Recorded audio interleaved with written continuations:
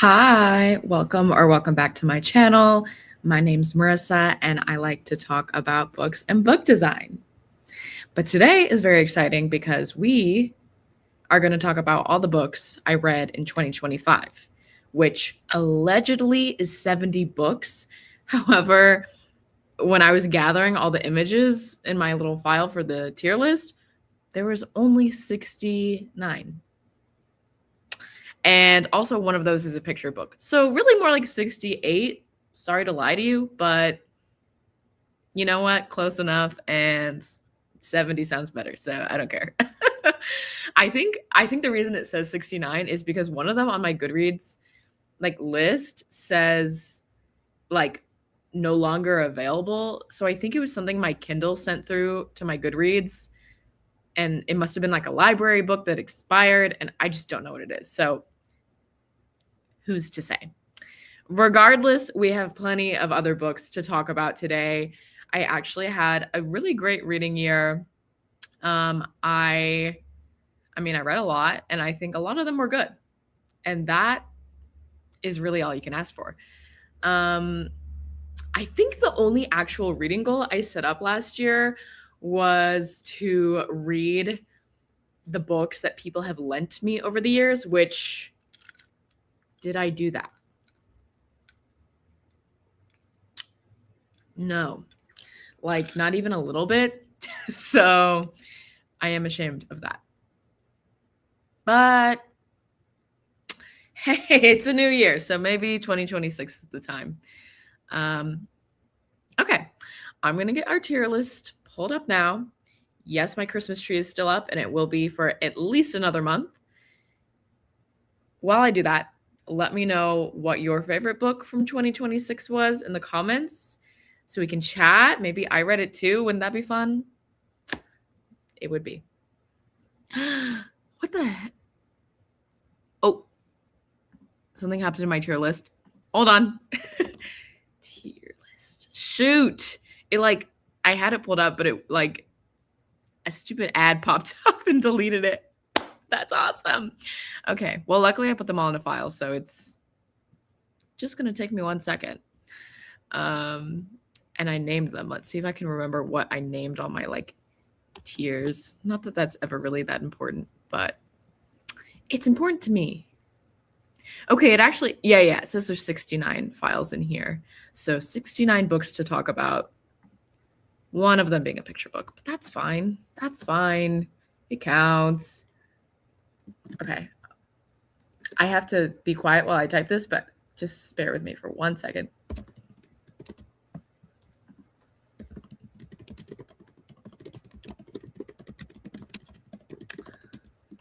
Okay.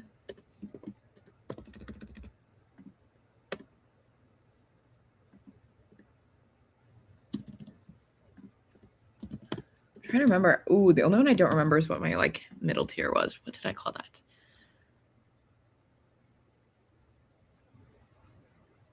Oh God, I can't remember. Oh well, we'll just call it. Oh wait, I remember. Okay.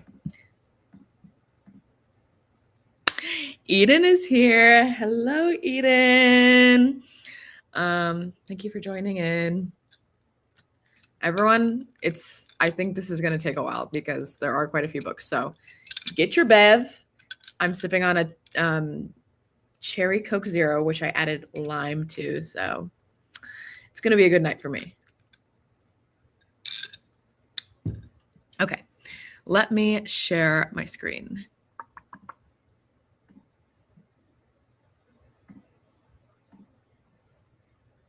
Okay. Jay, please make a tea, please, for me. Okay, can everyone see my tier list? Of course, you can see all the 8 million ads that are popping up. So that's really exciting. I had an ad blocker on my old laptop, but the camera is really bad. So we're just gonna deal with it. Okay. Everyone's making tea. Perfect. Love to see it. Our tier list is here. Let me walk through the categories. Let's see if I can zoom in. Yes. Okay. So can you see my mouse? I don't know. Regardless, top of the list is we'll be thinking about this for a long time. If that's not an indicator of a great book, I don't know what it is. And you might be thinking, well, she's just tier ranking these based off her star ratings, like obviously 5 stars at the top, 4 stars. That's just not how I roll. Because one thing about me is that I cannot justify my ratings and my placement of things, and I'm always going to change my answer when you ask me, like depending on when. So I know there's going to be quite a few 4 stars in this top category. Should they have been 5 stars? I don't know. Regardless, our next category below is just yes. Like it was really good. It hit super hard. Didn't quite make the top tier, but yes. Our middle category is just neutral milk hotel. Like I felt neutral about it. It was a book. It's fine. Below that, we have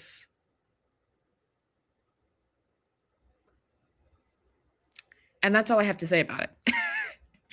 And our bottom category is don't PMO. Just don't PMO. Okay. Here we go. Let's get into this. Okay, let me look at the comments, see what what kind of tea you guys making? Spearmint? I know that's right. Okay. Starting off hot, we have The Handmaid's Tale by Margaret Atwood. Now, this is a neutral milk hotel book, if there ever was one. It's said to even be a classic. I don't know if it's like been published long enough to really get that classic title. It was just okay, though. It didn't really do that much for me. Obviously, I agree with like the sentiment of it, and it is an important novel in like the overall literary canon, but I would like never go out of my way to reread it. Okay. Ooh, then we have the Ever King. That's going right here. Because I just like really have nothing to say about that. I read this for like a fairy reading vlog that I never published because it was just so like I was not having a fun time with it. And this book is one of those reasons. I think I gave it 2 stars. Could have been worse, but really not a lot of redeeming factors there. Our Wives Under the Sea. This is one that I'm like probably should put here. But I like borderline want to put it in ... because I think just because I had such high expectations. But it really isn't like it's neutral milk hotel, okay? I wanted to love it so much more, and I think maybe if I read it at a different time in my life, I would resonate with it more, but it just didn't really do a whole lot for me. And I never think about it now, and I often forget I read it. So, yeah. War D by Frida McFadden. Don't PMO. Oh my God, that book is so bad. I like hesitate to like really, put the line down like that and say something is like objectively bad. However, in this case, I think I'm right. It was really bad. The writing, comical. The plot, predictable. The book, bad. So it's going at the very bottom. Enough said. Okay, this next one is actually... Oh, Jay wants to know why it was so bad. This book, I honestly personally think all Frida McFadden books are like this, where it's just like completely like juvenile writing. Like this is an adult thriller book, but it is written like a middle grade book in that every chapter is about like 3 pages long. And yet it somehow recaps the entirety of what has happened in the book prior to that chapter. And then like one additional detail. And then you go to the next chapter and it just kind of all happens over again. It was so bad. And I don't know. People like really, really like this author. I just don't know, guys. It was funny. It was funny as well as bad. I listened to this as an audiobook in the car on a road trip with some of my friends, and we were giggling. Trust, we were giggling. Okay. So this is the sequel here. So I'm gonna pull up where here's the first one. The first book is The Serpent and the Wings of Night, which I'm gonna have to momentarily put in the bottom, but that's not where it goes. It actually goes, yes. Because this book I thoroughly enjoyed. It is a vampire romantasy, but it is like set in these like trials in this world where like vampires rule, and these ads are like cracking me up. What is Wolf Ridge? I hate ads. Anyways, what was I saying? It was good. And the world is kind of run by vampires. Whereas like I feel like a lot of vampire books are like it's mostly humans and a few vampires. This book was mostly vampires and a few humans, which was fun. And fun. So yeah, I enjoyed it, and I have heard great things about this book, but people didn't like the sequel as much. But guess what? I did. So I'm putting it right there beside it in yes. I just thought it was a great series. I thought it was pretty like, in terms of the romantasy landscape, I felt it was pretty unique. But I love vampires. We know this. So it did it for me. And I would recommend to people who like that sort of thing.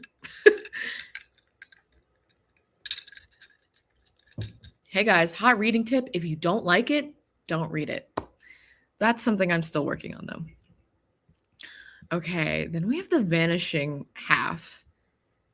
This one is like could go between yes, and we'll be thinking about this.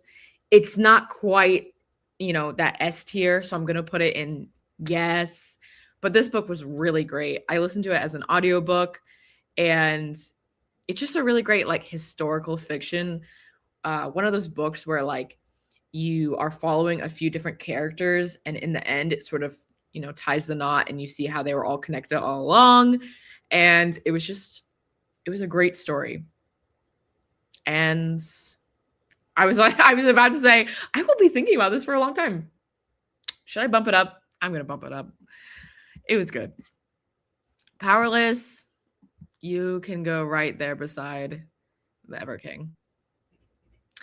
And you know what? I think the things I didn't like about the Ever King, I didn't like about Powerless as well, which is sort of my feelings on a lot of romantasy.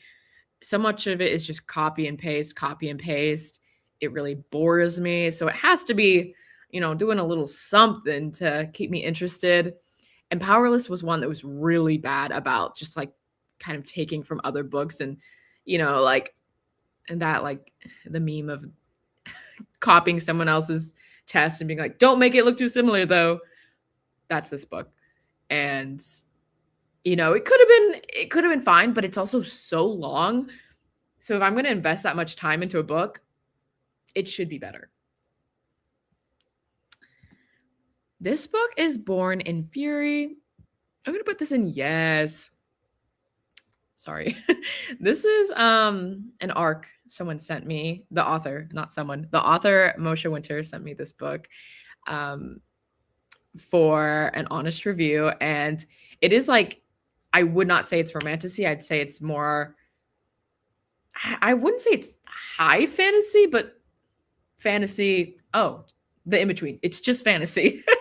And so it's following these sort of tribes of people, and there's some like conflict between the different people and the nomad groups, and there's dragons, and then there's this underground group of like spies working for the king. And it's just a very interesting book, which is not the sort of thing I would usually read.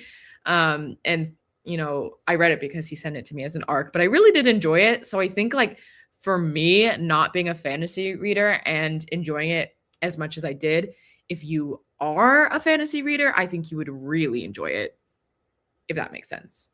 So yeah, I would check this one out. I'm pretty sure it's on Oh my God. I'm pretty sure it's on Kindle Unlimited. At least it used to be. But yeah, check it out. Get a life, Chloe Brown. I'm gonna put that in yes. This was okay. Wait, pause. I have another thought before I say that. I have another thought before the thought before the thought. I've been posting on my Bookstagram more. I've been just trying to get back into it. And so I posted like my 2025 reading wrap up stuff with all my graphs on the stats of the types of genres I was reading and my top books, top 5, etc. And in the graph, I like made a graph of all the genres I read, and romance was my top genre. Can you believe that? Me, the girl who has a book that's like tier ranking all the romance books I've read as a romance hater. So why do I keep reading so much romance if I don't like it? The answer is because, I do. Like, I do like it. I'm just very critical of it. And I also often read romance books as audiobooks just because they're quick and easy. So, yeah. Anyways, now where was I going with that thought? I guess I was going with this is a romance book, Get a Life, Chloe Brown. And it's one of the good ones. I really did enjoy this one.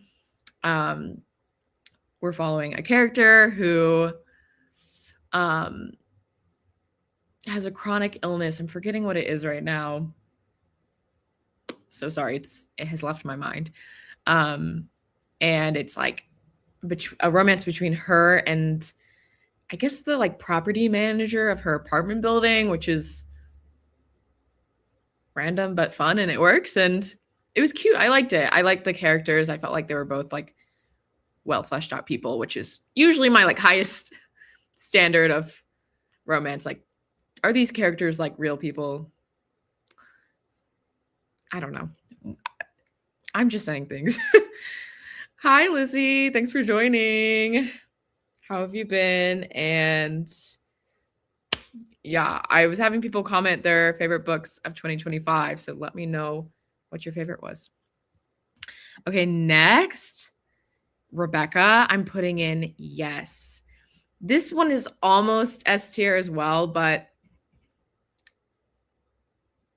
I feel I cannot put it at the very top because it did drag a little bit. And that didn't like really detract from it for me because it is like a gothic story where like building up on the tension and atmosphere is like half the novel. But like I would be lying if I said it was like the best of the best because of that. But for what it is a great novel. And I still haven't watched the movie, which I really need to do. But I thoroughly enjoyed it. Ooh, okay. This one is going up at the very top. All Fours by Miranda July. This book surprised me so much because I almost like wasn't gonna read it because I don't like the cover, which is something I need to let go of in 2026. But I'm a graphic designer and I do heavily judge books by their covers. And this just wasn't doing it for me. I don't feel like it like really accurately kind of sold what type of story it was either. It's like I'd compare it to like an Otessa Moshfegh type book of like unreliable female narrator who is sort of off-putting and not a very good person, but not necessarily a bad person, but you're kind of in their head and really in their head. And I actually love books like that. So I loved this book. So I'm very glad that the cover didn't deter me from reading it because I read it in December and it actually ended up being one of my favorites of the year. So let me be the one to tell you, don't judge a book by its cover. The Great Gatsby. This was a reread, but I mean, come on, it's one of the greats. One of the greats. I love The Great Gatsby, and I reread it because last year was the 100th anniversary of The Great Gatsby. So I did a little book club with this library in my area, and I mean, it holds up. Like it's The Great Gatsby, you know?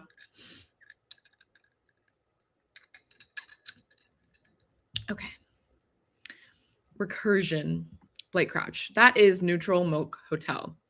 I loved Blake Crouch's other book, Dark Matter, so I wanted to love this one just as much, but it just didn't hit the same. I felt like it was actually quite similar, but just a worse version of Dark Matter. They both kind of deal with like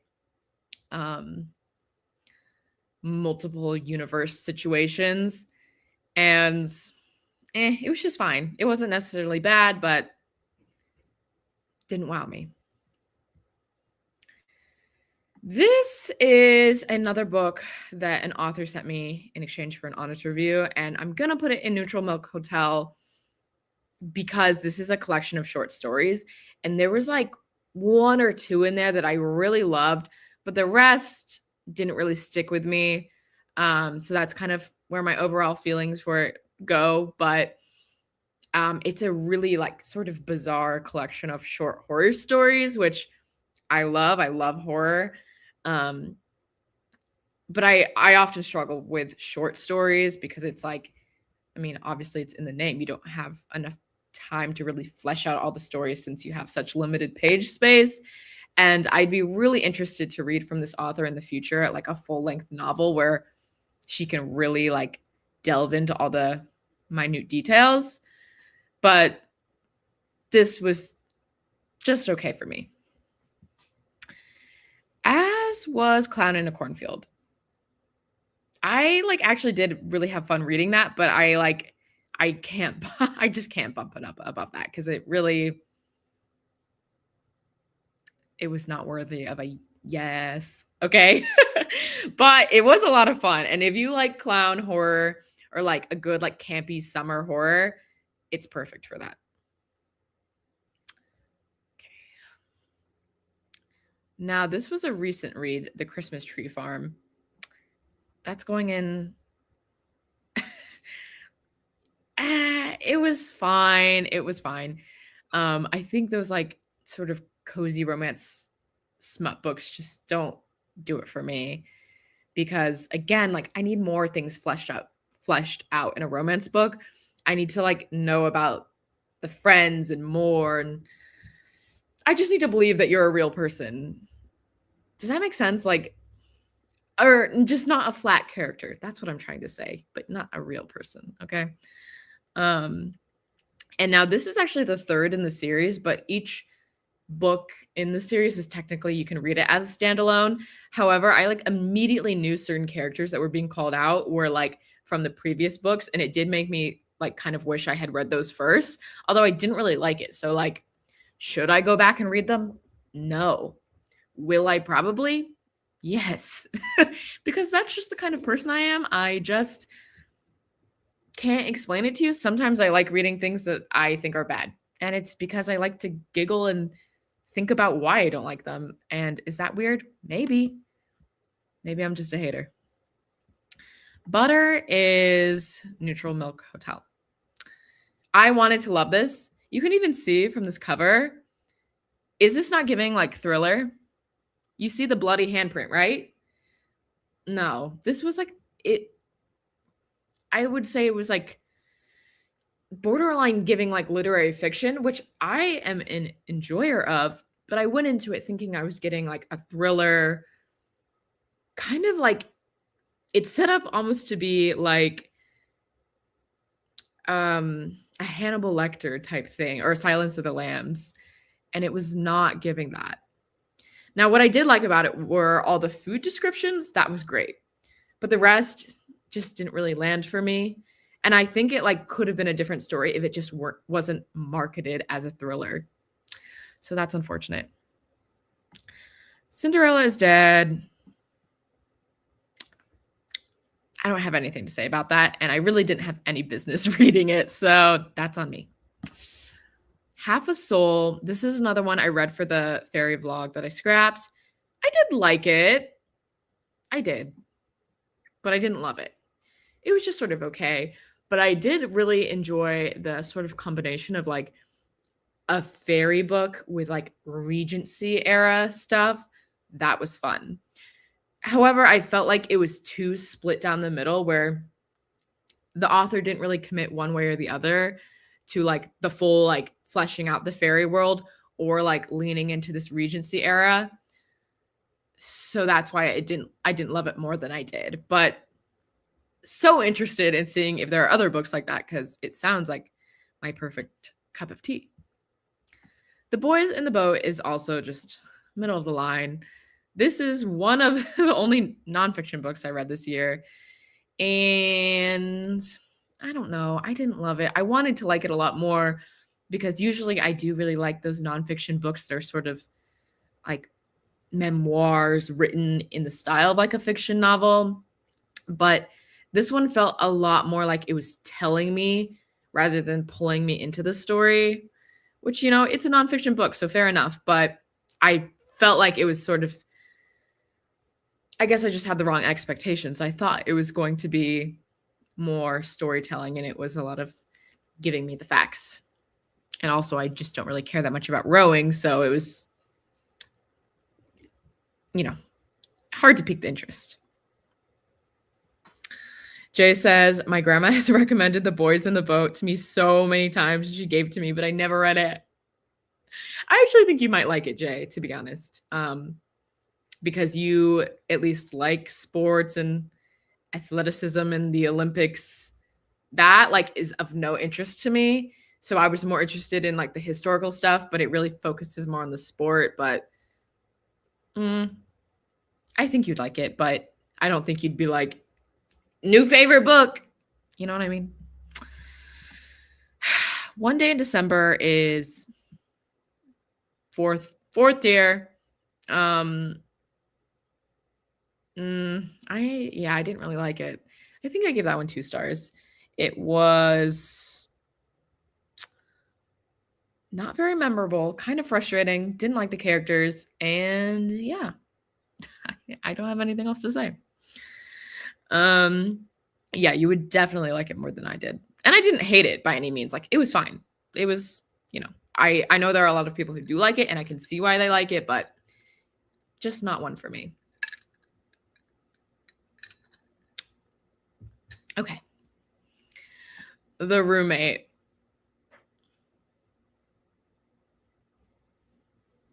I'm going to put it in 3rd tier, but like borderline, it could have gone 4th tier. And that's because I read this with my book club around Valentine's Day. So it was really just fun discussing it with everyone and being like, this is kind of cringe, but also like, I kind of like it. I can't even lie to you. I did enjoy it.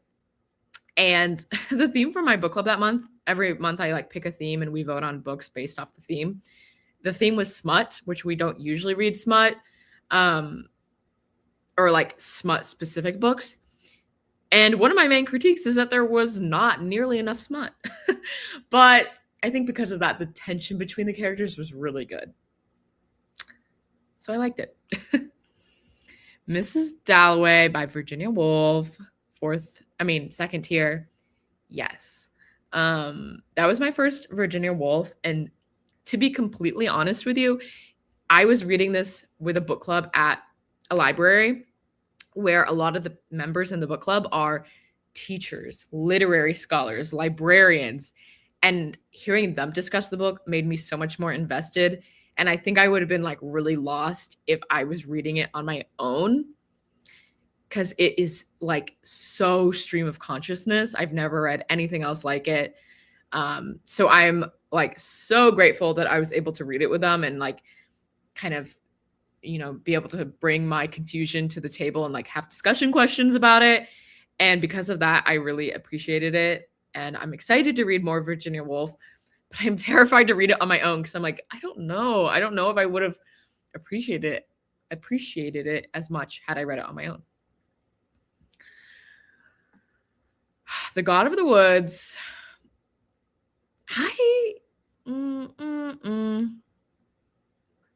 I really did like it. I'm like borderline S tier, but it's probably more like yes. And this is just like a very like satisfying book to me. It's like sort of historical fiction in that it's set in like kind of between the 50s and 70s, which I guess you can consider historical fiction now. It's set at summer camp, which I love. There's like a somewhat of a murder mystery or trying to figure out like someone who died / went missing. Like, were they murdered? I don't know. And uncovering like the truth of like what really happened. I eat books like that up. And I did eat this one up. I listened to the audiobook, finished it, loved it. And then the next week when I was watching the End of the Era's Taylor Swift documentary, she was listening to the audiobook in it. And I literally heard it and I was like, I just listened to that. Like I was like, oh my God, that's God of the Woods. And then I saw everyone talking about it online, which was exciting. So yes, thoroughly enjoyed. But still, not a favorite. I don't know. I'm being very critical today. But maybe. I don't know.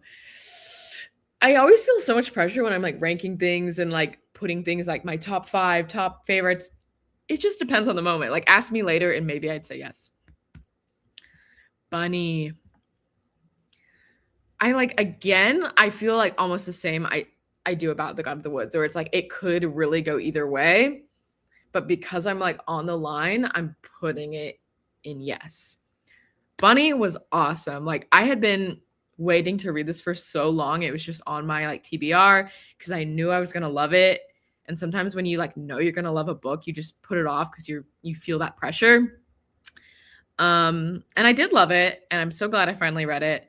I'm really interested in reading more books like this in 2026, like that sort of weird girl horror, not even really horror, but just like weird, uncanny, psychological, unreliable narrator. Love it.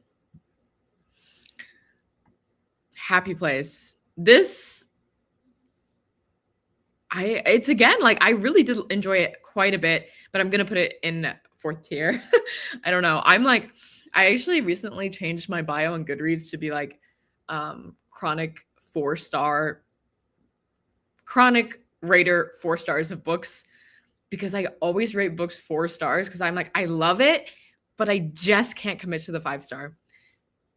Don't know. I'm just too critical, I guess. But Happy Place, this by far is my favorite Emily Henry.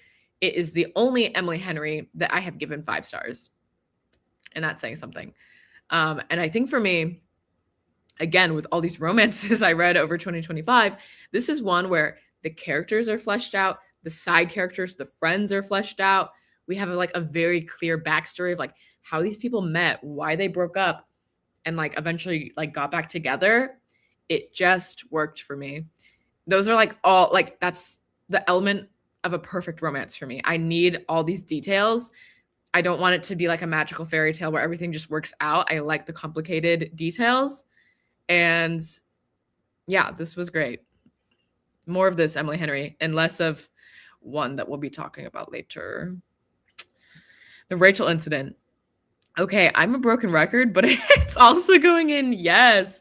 This book was fantastic. Read it for my book club. We all like really enjoyed it. And I think it all took us by surprise, to be honest. But I would compare it to Normal People because it's set in Ireland. That really is definitely one of the factors. But it's also like Ireland at an Irish college, complicated, messy relationships. However, unlike Normal People, this one isn't so like devastatingly sad. This one is actually quite funny. It was awesome. Loved it. This one, though, I don't feel indecisive about. I'm putting it at the top. Attachments by Rainbow Rowell was one of my biggest surprises of the whole year because I just like was not expecting to love it as much as I did. And so that really brought it up for me. This is one of those books that I read it as a physical book. And I read it over the course of a weekend while I was visiting my fellow booktuber friend, Emily, in Texas. And it was so good that I like couldn't put it down. And that's like such an amazing feeling. And to be feeling that for like a romance book, this is like, maybe would even categorize it as like contemporary fiction rather than romance. It's kind of on the line there. But for that to be like a page turner is so rare, and I just loved it, and I think I like would reread it. It's that serious. The Very Secret Society of Irregular Witches. This one is more so neutral milk hotel. It's like verging on yes. But again, it's like, it's not, I mean, it's like a witch romance book, like it is what it is. And I liked it. I had fun. I think it was actually one of the better ones. It's not better than the books above it. Hi, Erin. How's it going? Okay. Next, The Only One Left by Riley Sager. Now, this one could borderline be in third or fourth tier. Whoa. What? Oh, no. Sorry. Could be in third or fourth tier, but I'm going to put it in third because it like definitely held my interest. And for being like, a thriller like that, it's pretty decent. Did I think it was ridiculous? Yes, very much so at times. But I had fun with it. Wasn't really upset by it, and that's all you can ask for me when it comes to a thriller. The Confessional. This is going at the top because this is a super cool graphic novel. You can sort of tell just from the cover, but the illustration style is so cool.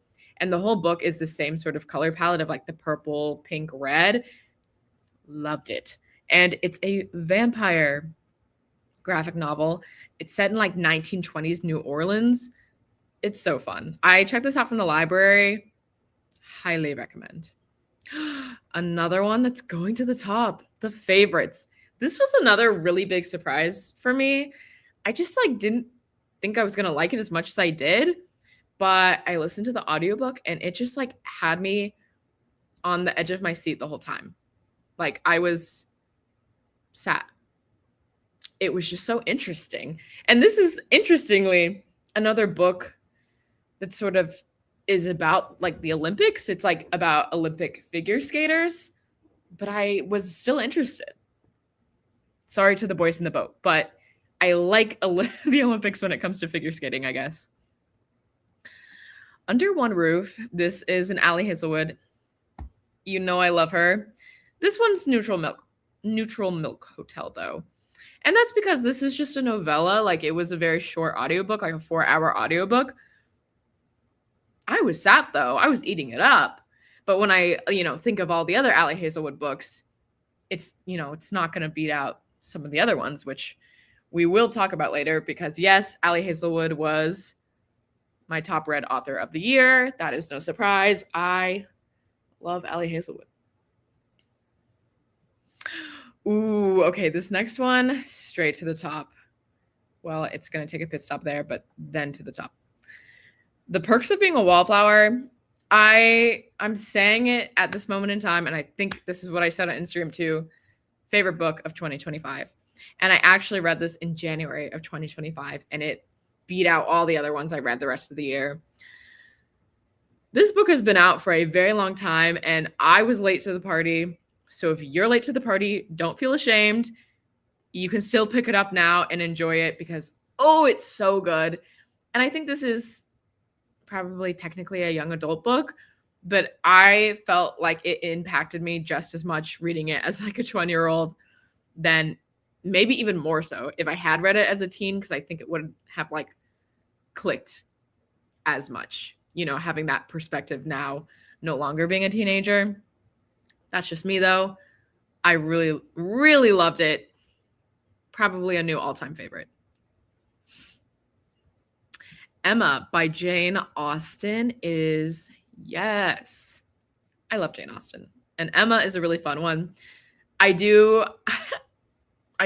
still prefer the 2020 movie to the book. I know that's probably criminal to say, but I love that movie. It just like is like aesthetically perfect. The cinematography, Anya Taylor-Joy. Oh, I love it. And I'm so glad I finally read it. Here One Moment by Leanne Moriarty is going to the top. This was great. One of my favorites of the year.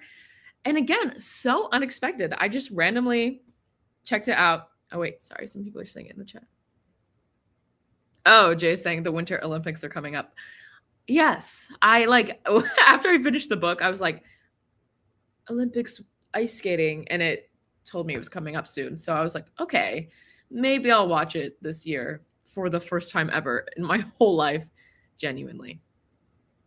And I probably won't even, but maybe if someone like puts it on, I won't leave the room. So that's progress. What was I saying? Here One Moment, Leanne Moriarty. This is the same author of Big Little Lies. Loved this book. Randomly picked it as an audiobook, just sounded interesting, and it was so good. It reminds me a lot of the Frederick Bachman books, where it's just very like sort of quirky and funny, but so heartwarming, and a lot of characters whose lives intertwine and all like become impacted by each other.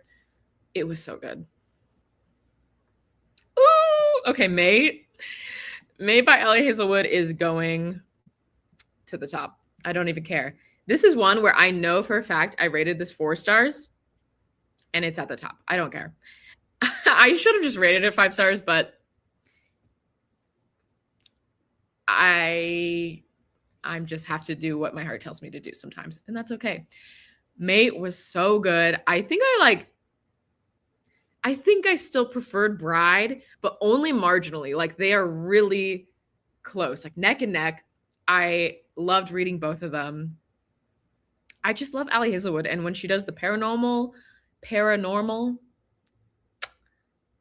it's just, I feel like she did that for me, and I love this one. And as soon as I forget Bride and Mate, like it's just even a little bit fuzzy, I will be rereading. And that's how I feel right now. I think The Love Hypothesis is finally like fuzzy enough that I can reread it, which I will be doing before the movie comes out. Yes. Before the coffee gets cold, I'm putting it down here. I'm sorry. I just felt like so disappointed by it, because I wanted to like it more because so many people talk about it and really enjoy it. But it just was very unremarkable to me. I'm sorry.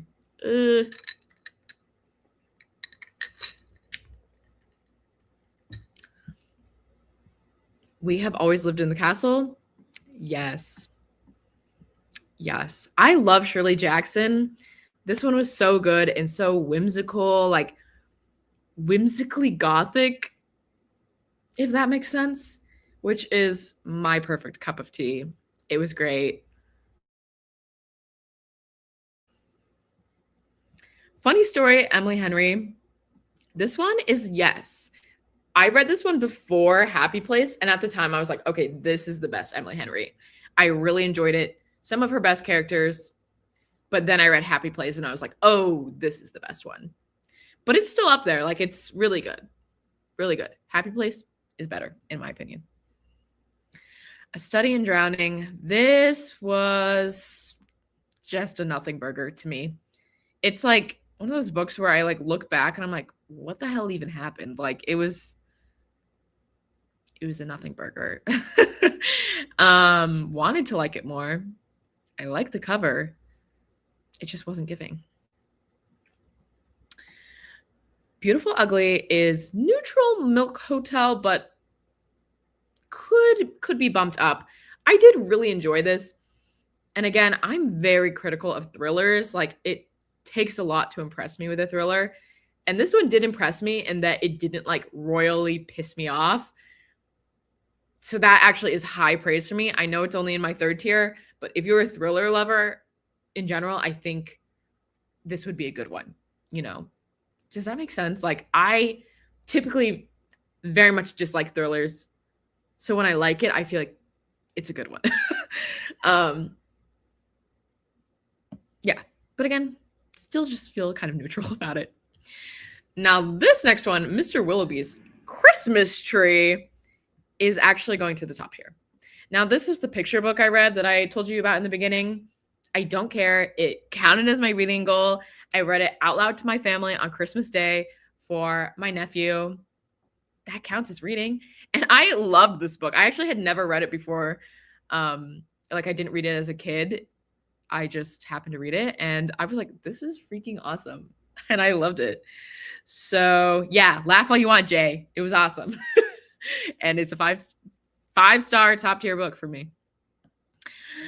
Speaking of another one, Sunrise on the Reaping, to the top. To the top. Now, I actually also rated this one 4 stars. Nevertheless, it's at the top for me. There was just some things I didn't love about it, especially comparing it to the other Hunger Games books. However, one of the most impactful books of the year, not just on me, but obviously culturally, like everyone is talking about this book. I can't believe the movie is already coming this year now. Oh my God, this year. Thank God. Wow, this November. Oh, I'm so excited. I actually just got so excited about that. And I'm going to reread all the books in the fall and get physical copies and annotate them, because last time I read them as audiobooks and I just love the Hunger Games. That was a great read. Another great read, The Haunting of Hill House. This is another one, 4 stars, and yet I'm putting it at the top tier. I don't even care. I don't care. The Haunting of Hill House is such a good book. It's one that I will be thinking about for a long time. And I think that just shows how long it's been sort of the standard in the literary world for haunted house book. It's that girl. And it is deserving of its place at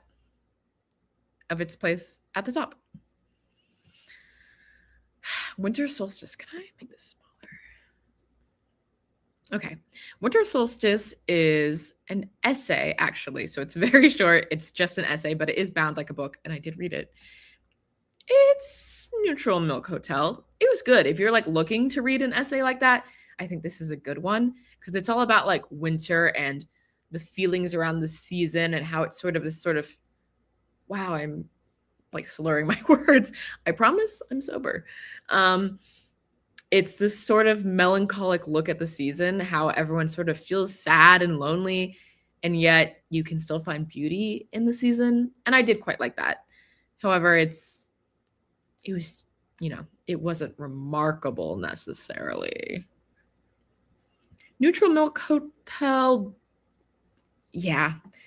Borderline, yes, but still it was not quite there for me. But Vampires at Sea is another arc that a publisher sent me last year that I read in exchange for an honest review, and I had a lot of fun with this one. This is a wacky book, unlike any other vampire book I've ever read.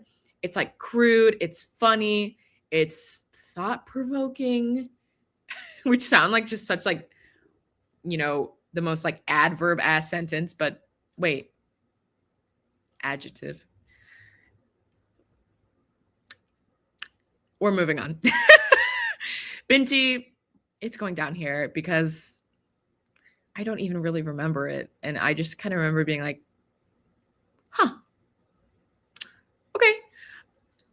I'm not a sci-fi girl. I don't know. I don't know why I read it.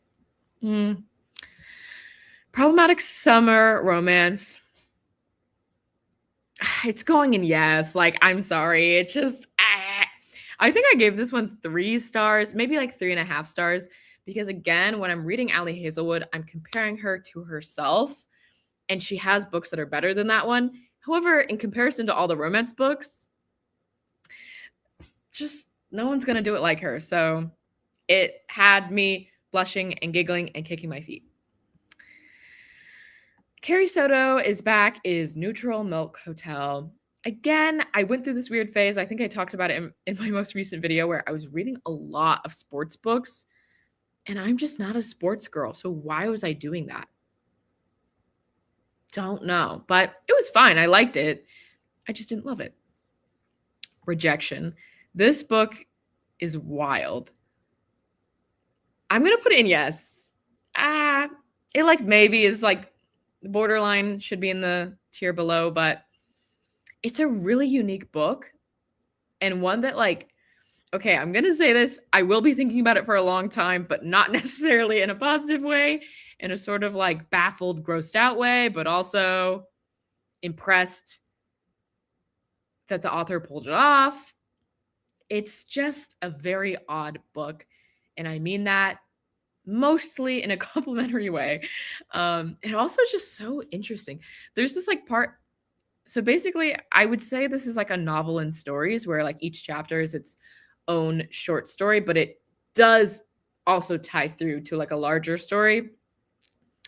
And in the end, like one of the last chapters, they like mention the author himself and sort of make him a character in a way that's very bizarre. That you're like, I looked him up after and I was like, is this a pen name? Is this a real guy? Like, I don't really understand. It was just weird, but I liked it. So that's why it got second tier. Very crazy audiobook though. I actually did like it as an audiobook. I was just going to say, I don't know, but each story is read by a different narrator because they're all like heavily character driven and the voice like really plays a part in that. So it was like really well done as an audiobook.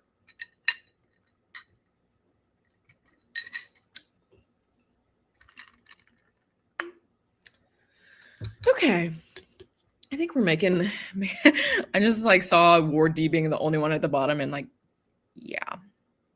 Oh, and we're almost done. Kind of. Okay. I'm a fan. This is, you know what? Actually, I'm going to put that one in Don't PMO. I did not like that book, guys.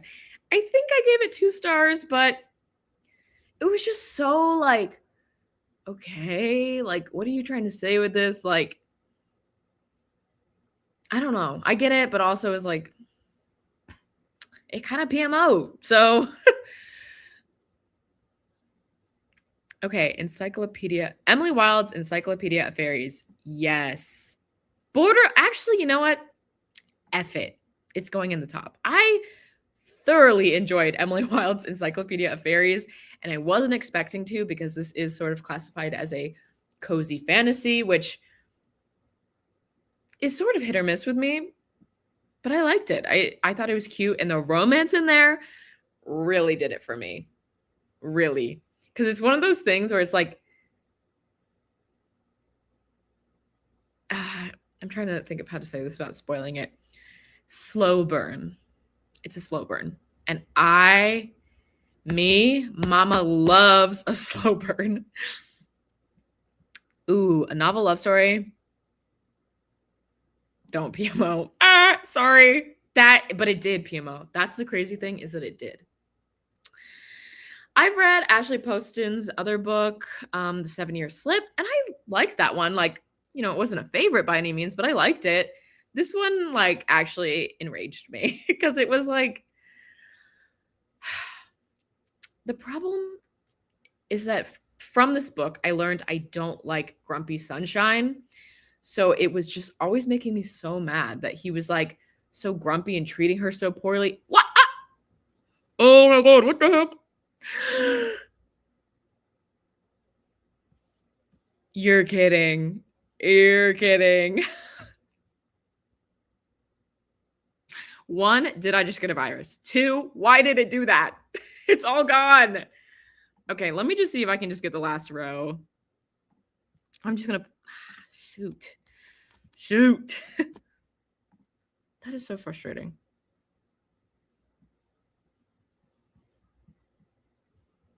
And now they're not even.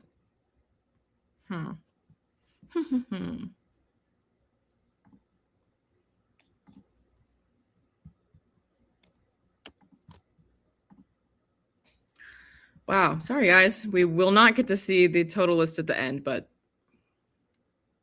let's just continue where we went off. I'm mad, but whatever. Okay. We left off. Oh, it's not even the same order now. Is it? Did all these. Oh, okay. Here we are. Some of these are out of order. I was just talking about the novel love story, which I put at the bottom. Didn't like it. The characters annoyed me because of the grumpy sunshine thing. And then the whole premise is that it's like they're sucked into the world of like a romance story series, but I didn't care at all about the romance series. So when it was like she was getting excited about the like characters being there, it was like, girl, I don't care. Anyways, wow, that sucks. Okay. Great Big Beautiful Life. Borderline. Let me at least put these back in. Ah, now I'm flustered, guys. I'm not going to do it. Okay. This one it wasn't quite Don't PMO, but actually almost. Emily Henry. I have no business giving you advice because you're obviously a very talented and successful author, but this was a huge miss for me. And it's because it's sort of like split down the middle of like this romance that's going on, plus the like historical fiction of like this heiress woman talking about her history and life story, that it was just too divided. So it didn't really give the proper time to either story. And it was a mess, in my humble opinion. And I, especially having read Happy Place earlier in the year, I was extremely disappointed. Bury Our Bones in the Midnight Soil. Don't be shocked. I'm putting this at the top. No, the back button didn't work. It was just like gone. Just gone. Yeah, that sucks. But anyways, we'll get to talk about the rest, and that's what really matters. Bury Our Bones in the Midnight Soil was almost my favorite book of the year. I still think Perks of Being a Wallflower like just barely came out on top, but I found myself on Instagram like commenting on people's posts being like, what's your favorite book of the year? Being like, Perks of Being a Wallflower, Bury Our Bones in the Midnight Soil. Like I was just contradicting myself left and right, but that's how close they were. This is I think V.E. Schwab describes it as a toxic lesbian vampire story. Perfect description, perfect book. Okay, Caraval, this was a big surprise, and I'm actually putting it in our yes category. I had like tried to read this, I think like when it like first came out when I was in high school at some point, and I didn't really love I just didn't really love it. I couldn't get into it, but like past like the first or second chapter. But my friend Emily recommended I read it this year, and we did it for like a collab video. And once I got into it, I was obsessed. And it is just such a unique YA like fantasy novel where like the fantasy world is set at this like fantastical carnival. If you know me, I love like clowns, I love circus. I just had so much fun. And yes, I just think you need to go into it like knowing it's a YA fantasy. Like it's not profound by any means, but it is a lot of fun. The Long Walk is gonna be the ... category. Fine, I'm updating it. It's the ... fourth tier because although I ended up giving it 4 stars and I did like it at times, I liked the ending, there was just so much that I like did not like about it. And that was just how like weirdly horny it was. Stephen King is a freak, and the whole premise of the book is that it's these like teenage boys walking to their death. And so often, like I was like at times like highlighting and taking pictures because I was baffled at how much it was happening. He would be like thinking about like looking up girls' skirts and like just stuff like that. It was like, why are we talking about this? So that like really took me out of it. However, he was like 18 or 19 when he wrote it. Like this was the first novel he actually wrote, although it's not the first he published. So, okay, I guess, but also it was weird. Okay.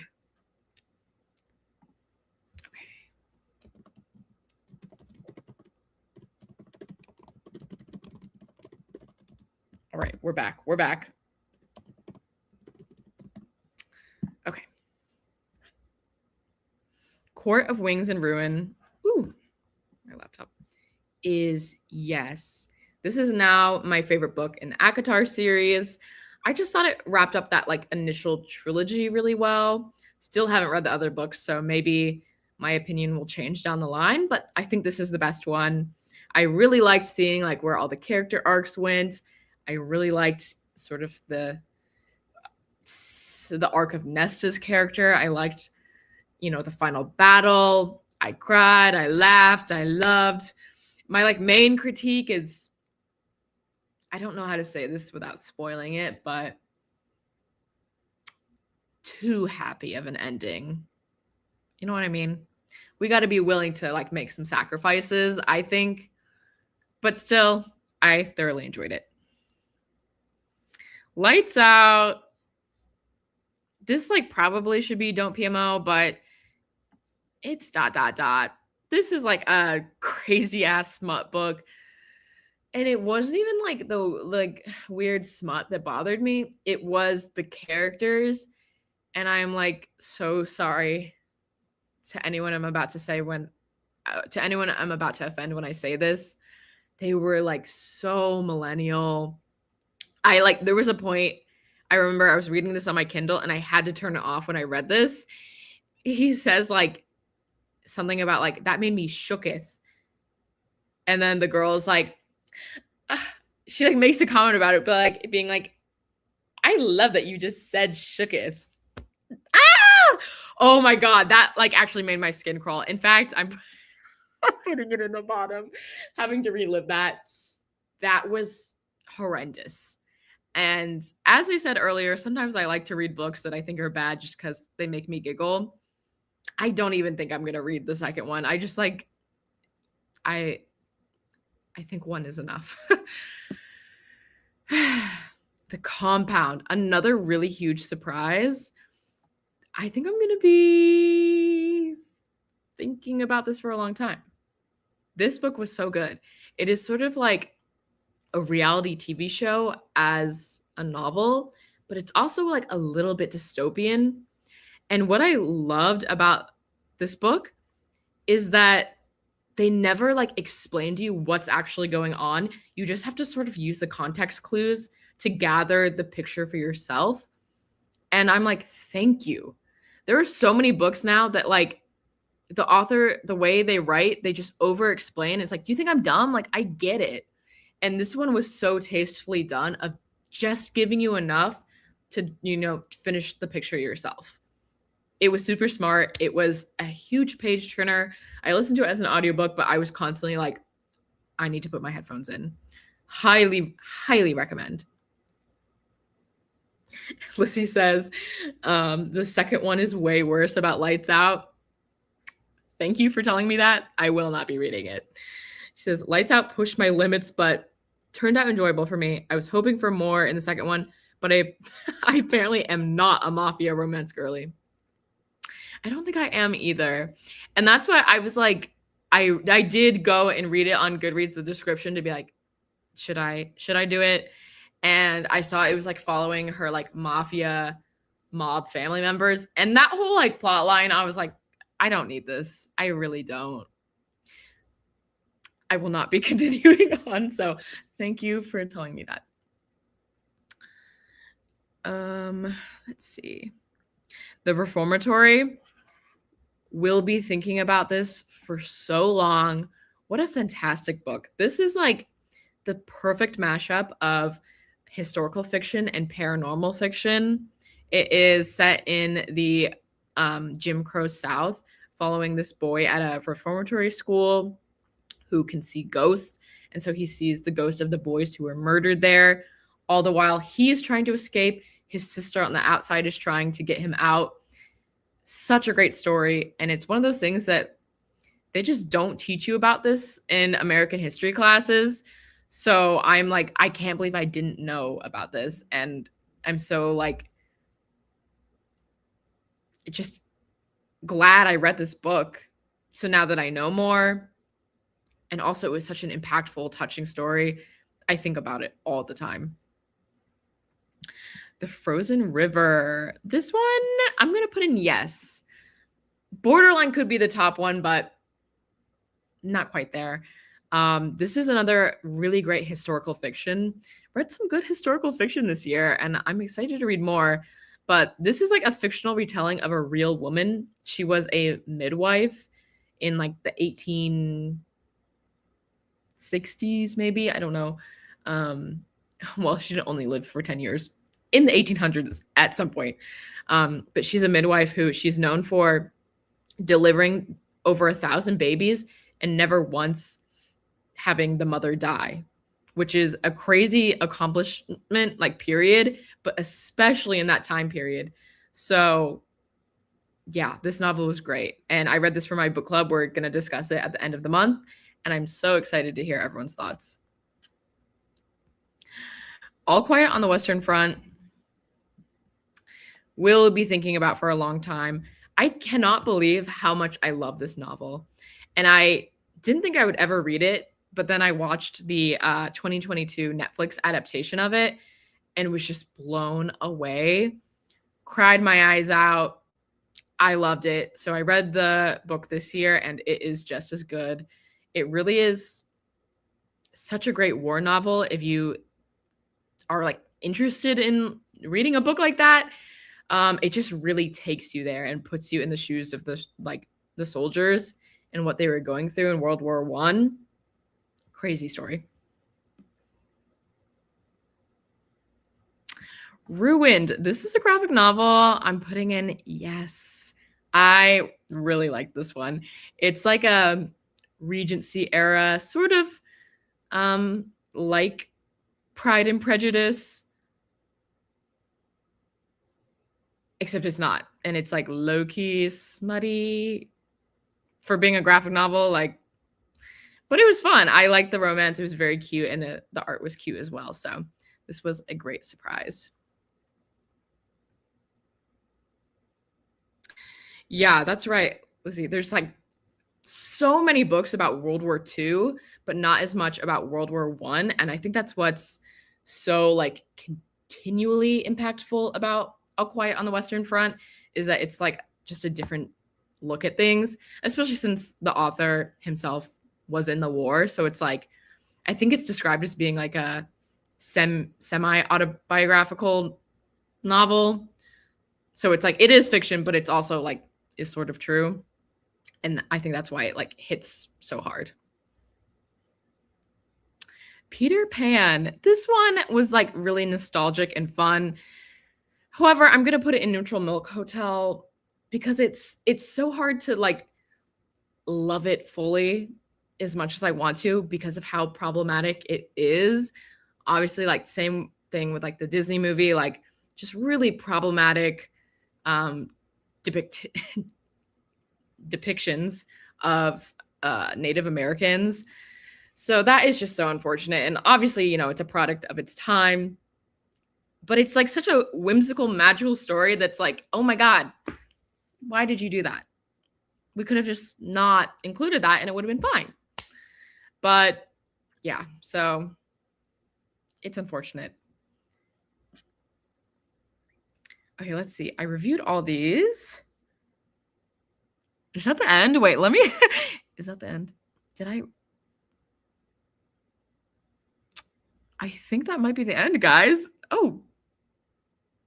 Yeah, because if we will recall, before I lost my entire tier list, I ranked all of these. So just put the picture in your head that all the other books are still here where they are meant to be. That's devastating. I really can't believe that happened. But regardless, those are all my thoughts on the not quite 70, but 69 books I read in 2025. It was a great year, and it would have been so nice to see how many books I had in the top 2 tiers, because there were quite a few, and there weren't that many in the very bottom, so I consider that a success. Lucy says, don't read Wizard of Oz. Unfortunately, I already have, and yeah, sort of all those books, it's like, maybe just not worth revisiting so that you can rely on your nostalgic view of it. Yeah.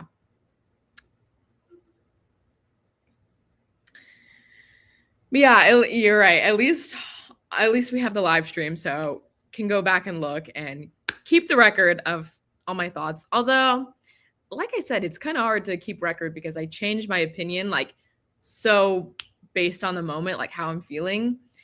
And that's why it's like I just cannot explain how I rank books at all. It's such a vibes based thing for me. But there we have it.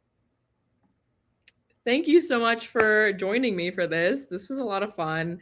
I think this is the second year I did my like ranking on live rather than making a video for it. And it's so much more enjoyable for me because editing all of that is crazy. And I don't love making end of the year content because I feel like it's just very confusing where people post sometimes at like the beginning of the December and it's like, did you not read during December? I don't like that. And then it's like, it just gets all scrambled up with the holidays. So I like doing this. So glad you joined me and watched me chaotically rank all these books. But now we can move into our new content for the year. So excited to go on that journey with you all. I'm working on my next video right now, which is my moving vlog and setting up my new bookshelves. So that's really exciting. And then after that, I want to do an updated bookshelf tour because my big 2026 goal and focus is to tackle the physical TBR. Like, it's a problem.